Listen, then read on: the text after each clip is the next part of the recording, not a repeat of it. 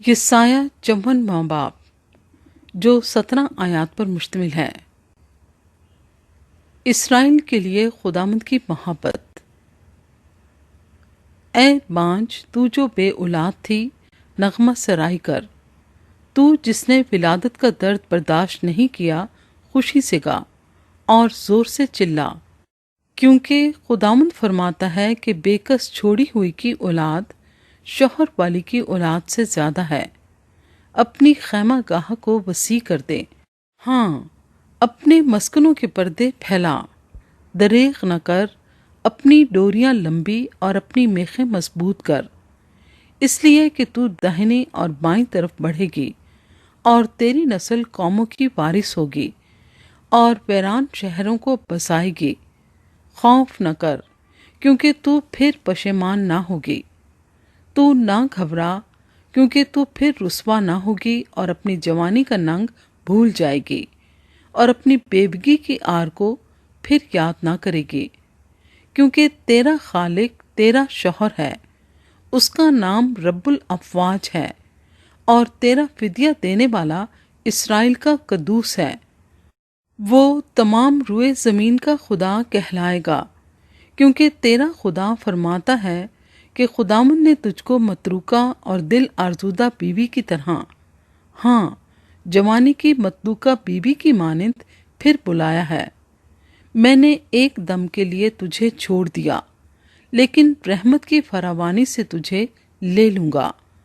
خداوند تیرا نجات دینے والا فرماتا ہے کہ قہر کی شدت میں نے ایک دم کے لیے تجھے منہ سے چھپایا، پر اب میں ابدی شفقت سے تجھ پر رحم کروں گا، کیونکہ میرے لیے یہ طوفان نوح کا سا معاملہ ہے کہ جس طرح میں نے قسم کھائی تھی کہ پھر زمین پر نوح کا سا طوفان کبھی نہ آئے گا، اسی طرح اب میں نے قسم کھائی ہے کہ میں تجھ سے پھر کبھی آرزودہ نہ ہوں گا اور تجھ کو نہ گھڑکوں گا۔ خداوند تجھ پر رحم کرنے والا یوں فرماتا ہے کہ پہاڑ تو جاتے رہیں اور ٹیلے ٹل جائیں، لیکن میری شفقت کبھی تجھ پر سے جاتی نہ رہے گی اور میرا صلح کا عہد نہ ٹلے گا۔ مستقبل کا یروشلم۔ اے مصیبت زدہ اور طوفان کی ماری اور تسلی سے محروم، دیکھ میں تیرے پتھروں کو سیاہ ریختہ میں لگاؤں گا اور تیری بنیاد نیلم سے ڈالوں گا۔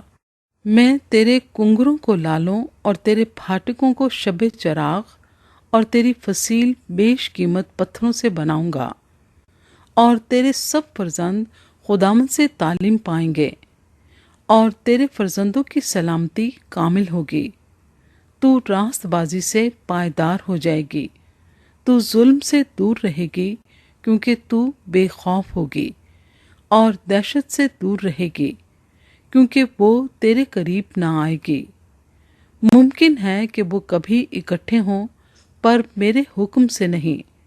جو تیرے خلاف جمع ہوں گے، وہ تیرے ہی سبب سے گریں گے۔ دیکھ میں نے لوہار کو پیدا کیا، جو کوئلوں کی آگ دھونکتا اور اپنے کام کے لیے ہتھیار نکالتا ہے، اور غارت گر کو میں نے ہی پیدا کیا کہ لوٹ مار کرے۔ کوئی ہتھیار جو تیرے خلاف بنایا جائے کام نہ آئے گا، اور جو زبان عدالت میں تجھ پر چلے گی تو اسے مجرم ٹھہرائے گا۔ خداوند فرماتا ہے، یہ میرے بندوں کی میراث ہے، اور ان کی راست بازی مجھ سے ہے۔